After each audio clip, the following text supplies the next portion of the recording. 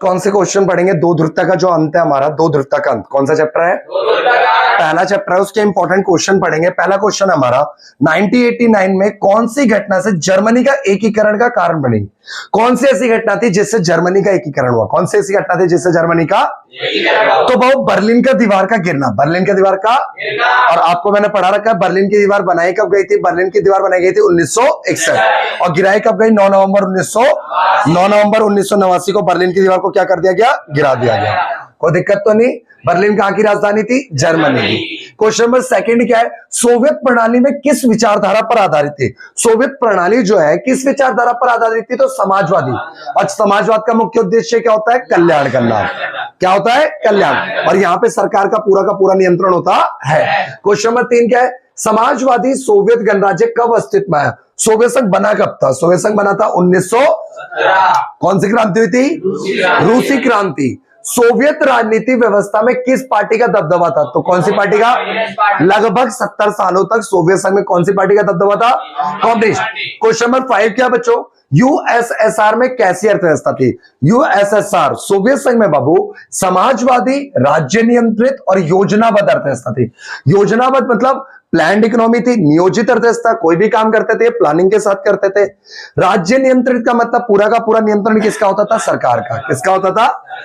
Question number 6 क्या कह रहा है? सोवियत प्रणाली के अनुसार राज्य की प्रमुख प्राथमिकता क्या थी? सरकार का मेन उद्देश्य क्या था? सोवियत संघ में सरकार का मेन उद्देश्य था कल्याण करना। क्या करना? कल्याण करना। क्वेश्चन नंबर 7 क्या है? सोवियत संघ कितने गणराज्यों का समूह था? सोवियत संघ कितने गणराज्यों का समूह था? क्वेश्चन नंबर 8 पूर्वी यूरोप के देश किस खेमे में आते थे? सोवियत खेमे में। अगर पूछ लेगा पश्चिमी यूरोप के देश किस में आते थे? तो अमेरिका के खेमे में। क्वेश्चन नंबर 9 क्या है बाबू? सोवियत संघ द्वारा बनाया गया एक सैनिक संगठन का नाम बताइए। सोवियत संघ के द्वारा बनाया गया एक सैनिक संगठन कौन सा था? Warsaw pact. क्वेश्चन पूछ लेगा अमेरिका द्वारा बनाया गया सैनिक संगठन? नाटो, सीटो, सेंटो। नाटो, सीटो, सेंटो। ठीक है। अगला क्वेश्चन क्या है? यूरोपीय आर्थिक समुदाय। यूरोपीय आर्थिक इसकी स्थापना हुई थी 1957 में रोम संधि के द्वारा। यूरोपीय आर्थिक समुदाय कह रहे क्वेश्चन, यूरोपीय आर्थिक समुदाय के निर्माण, यूरोपीय आर्थिक समुदाय के निर्माण समझौते पर किस किस देश ने हस्ताक्षर किए? तो बेलारूस, कजाकिस्तान और किर्गिस्तान। ठीक है बच्चों, क्वेश्चन नंबर 10 तक हो गए बाबू। 11वां क्वेश्चन देखो। 11वां क्वेश्चन क्या कह रहा है? बर्लिन की दीवार कब तोड़ी गई? बताओ बाबू, बर्लिन की दीवार कब तोड़ी गई? 9 नवंबर 1900। कौन सा गणराज्य सोवियत संघ के साथ रहना चाहते थे? कौन से देश ऐसे थे जो सोवियत संघ से अलग होना नहीं चाहते थे? मध्य एशिया के। मध्य एशिया के देश में कौन कौन सा आता है? Kazakhstan, Uzbekistan, Turkmenistan, Kyrgyzstan. ठीक है। किन गणराज्यों ने सोवियत संघ की समाप्ति की घोषणा करी थी? रूस, बेलारूस, यूक्रेन। रूस, बेलारूस। क्वेश्चन नंबर 17 सोवियत संघ के अंतिम राष्ट्रपति कौन था और कितने समय तक? सोवियत संघ के अंतिम राष्ट्रपति थे मिखाइल गोर्बाचेव। 6 सालों तक रहे, 1985 से लेकर 1991 तक। ये क्वेश्चन देखो 2019 के पेपर में सीबीएसई बोर्ड दिल्ली में पूछा गया है। क्वेश्चन नंबर 15 क्या कह रहा है बच्चों? सोवियत संघ का उत्तराधिकारी किसे स्वीकार किया गया? सोवियत संघ का उत्तराधिकारी किसे स्वीकार किया गया? रूस को स्वीकार किया।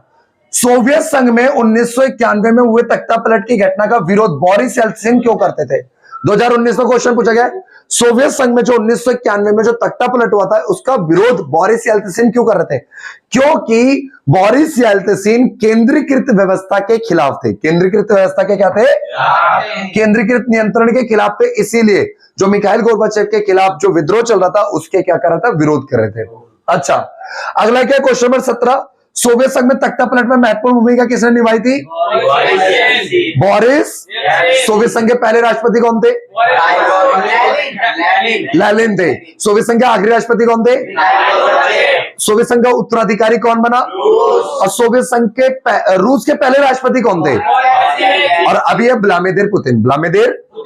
अच्छा, क्वेश्चन नंबर 18 देखिए। सोवियत संघ पर कम्युनिस्ट पार्टी कितने सालों तक लगभग शासन किया?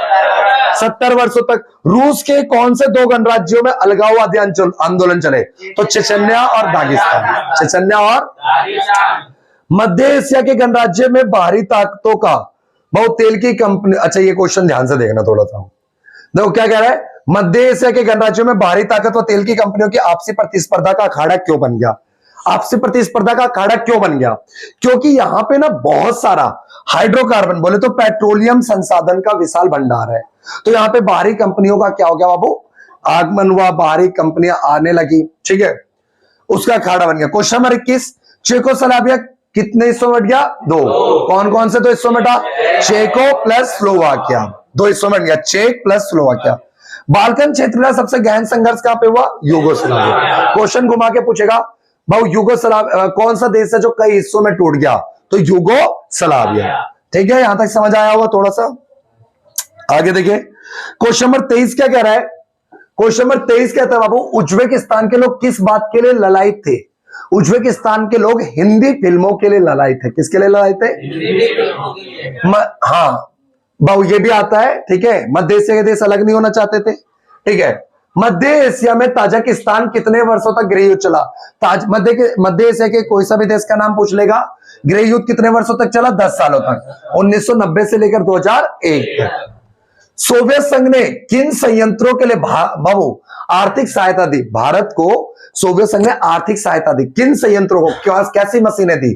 तो देखो बड़ी बड़ी कंपनियां खोल दी, भिलाई, बोकारो, विशाखापट्टनम इस्पात कारखाने खोले, इसमें हैवी इलेक्ट्रॉनिक मशीनी संयंत्र व आर्थिक तकनीकी सहायता दी, ठीक है। एक ध्रुवीय विश्व का अर्थ क्या होता है? एक ध्रुवीय विश्व का अर्थ होता है दुनिया में कितनी महाशक्ति का होना? एक। कौन? अमेरिका। सोवियत संघ के विघटन के बाद दुनिया में कितनी महाशक्ति रह गई? एक। कौन रह गई बाबू? अमेरिका। उसी को कहते हैं शीत युद्ध की समाप्ति के बाद। देखो प्रथम विश्व युद्ध कब से कब तक हुआ था राहुल भाई? 1914। दूसरा विश्व युद्ध कब से कब तक? दूसरे विश्व युद्ध के बाद कौन सा युद्ध शुरू हो गया था? शीत युद्ध। शीत युद्ध कब से कब तक चला था आलम भाई? शीत युद्ध कब से कब तक चला? किसी को हाँ मन रहा? दूसरे विश्व युद्ध के बाद से सोवियत संघ के विघटन हुए 1945 से लेकर 1991, ठीक है। विल क्लिंटन कहां के राष्ट्रपति थे भैया? अमेरिका। विल क्लिंटन कितने वर्षों तक अमेरिका के राष्ट्रपति रहे? तो विल क्लिंटन 8 वर्षों तक राष्ट्रपति रहे अमेरिका के, और ये डेमोक्रेटिक पार्टी से, कौन सी पार्टी से थे? डेमोक्रेटिक पार्टी से थे। अमेरिका में कोई भी एक बंदा 2 बार राष्ट्रपति बन सकता है अपने जिंदगी में, जीवन काल में, और 1 बार बनेगा राष्ट्रपति तो 4 वर्षों तक रहता है, ठीक है। प्रथम खाड़ी युद्ध पड़ा था, इराक ने किस पर हमला किया था?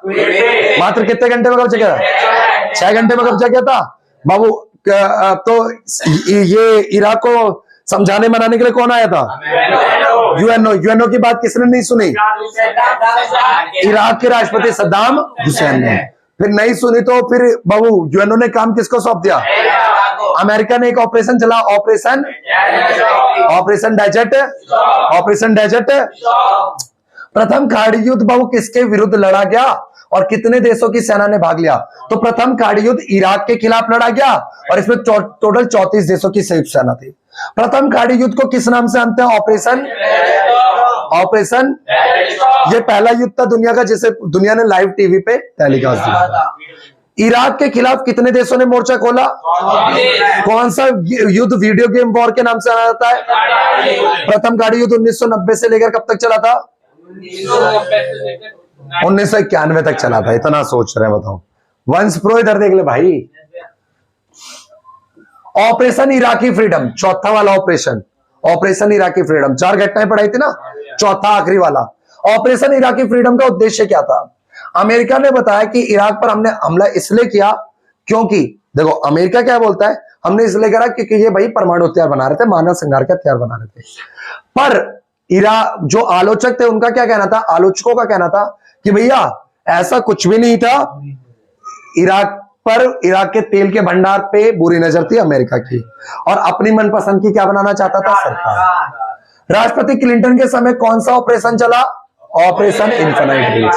इन्फिनाइट रीच कौन सा ऑपरेशन था भाई? अफ्रीका के 2 देश केनिया और तंजानिया पे बाबू बमबारी कर दी अमेरिका के दूतावासों पे। किसने? अल-कायदा ने। और फिर लगाया तो था। देखो ठीक है, यहां पे बाबू क्लियर हो गया, वही वाली घटना थी। 34वां क्वेश्चन, संयुक्त राज्य अमेरिका के संदर्भ में 9/11 से क्या अभिप्राय है? 9/11 बाबू 9/11 11 तारीख 9वां महीना 2001 11 तारीख 9वां महीना को हुए अमेरिका के 4 विमानों को कब्जा कर लिया गया, आतंकवादियों ने हाईजैक कर लिया। वो हाईजैक करने हाईजैकर्स कहां के थे? 19 हाईजैकर थे अरब देशों के, ठीक है। ये एक आतंकवादी हमला था। ये एक कैसा हमला था? देखो अमेरिका पे हुए आतंकवादी हमले को क्या कहते हैं? 9/11। 9/11 से सोवियत संघ की कौन सी घटना थी? सॉरी, संबंधित कौन सी घटना थी? अमेरिका पे हुआ आतंकवादी हमला, ठीक है। बार बार वही क्वेश्चन है सेम। 4 विमानों को अलग अलग जगहों पर टकराया। पहला विमान न्यूयॉर्क में स्थित वर्ल्ड ट्रेड सेंटर के उत्तरी टावर, दूसरा विमान वर्ल्ड ट्रेड सेंटर के दक्षिणी टावर, तीसरा विमान कहां पे? अमेरिका के रक्षा मंत्रालय की मुख्य इमारत पेंटागन पे, चौथा और आखिरी पेंसिल्वेनिया के खेतों में जा गिरा। इंटेलिजेंस कहती है कि भैया वो कहां पे गिरने वाला था? पेंसिल्वेनिया के अमेरिका के संसद, जिसे क्या कहते हैं? कांग्रेस। अब देखो आगे, अमेरिका पे 9/11 हमला के जवाब में क्या करा? एक ऑपरेशन चला, ऑपरेशन एंडोरे। अब ये देखिए क्वेश्चन नंबर 38 क्या कह रहा है? ये सारे एक ही सेम क्वेश्चन है। WTC का पूरा नाम क्या होता है? वर्ल्ड बोलो, वर्ल्ड ट्रेड ऑपरेशन एंडोरिंग फ्रीडम क्या था? 9/11 की घटना के बाद बाबू अमेरिका के द्वारा आतंकवाद के खिलाफ विश्व व्यापक चलाया गया एक ऑपरेशन था, ऑपरेशन एंडोरिंग, जिसमें अलकायदा और तालिबान के खिलाफ बाबू एक आतंकवादी ऑपरेशन चला बड़े स्तर पे, है ना। ऑपरेशन डेजर्ट स्टॉर्म के प्रमुख अमेरिकी जनरल कौन से? नॉर्मन। अच्छा, ये कौन सा ऑपरेशन है? वही वाला बाबू, पहला, जिसमें क्या? प्रथम खाड़ी युद्ध। देखो अगला question number 41, operation desert storm का प्रमुख उद्देश्य क्या था? भैया कुवैत को आजाद कराना, कुवैत से इराकी सेना को भगाना। क्वेश्चन नंबर 42, 9/11 की घटना के लिए अमेरिका ने किसे जिम्मेदार ठहराया था?